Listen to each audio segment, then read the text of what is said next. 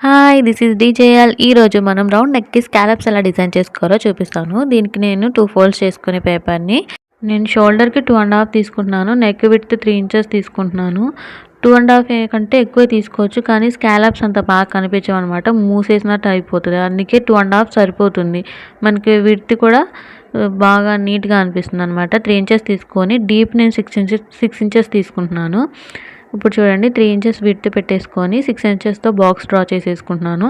ఇక్కడ ఒక 1 ఇంచ్ లేకపోతే 3/4 ఇంచ్‌తో ఒక రౌండ్ షేప్ తీసేసుకున్నాను. ఇప్పుడు నేను ఒక చిన్న మూత తీసుకున్నాను. మన దగ్గర ఉన్న ఏదైనా చిన్న మూతలు ఉంటాయి కదా! వాటర్ బాటిల్ మూతలు ఆటిలతో ఇలా రౌండ్ షేప్‌ని డ్రా చేసుకోవచ్చు. లేకపోతే ఇలా వద్దు అనుకుంటే ఫ్రీ హ్యాండ్‌తో కూడా డ్రా చేసేసుకోవచ్చు.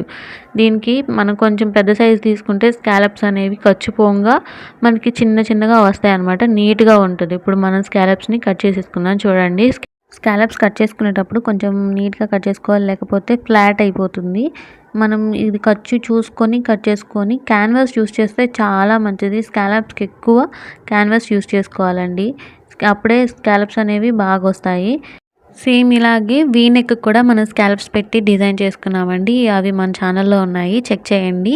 మీకు నచ్చితే నా ఛానల్‌ని ఒక్కసారి సబ్స్క్రైబ్ చేసుకోండి. మీకు మంచి వీడియోస్, రీల్స్ ఉంటాయి. మీకు ఇన్ఫర్మేషన్ బాగుంటుంది నెక్ డిజైన్స్ గురించి. నచ్చితే ఖచ్చితంగా సబ్స్క్రైబ్ చేసుకోండి. లైక్ చేయండి, షేర్ చేయండి. Thank you.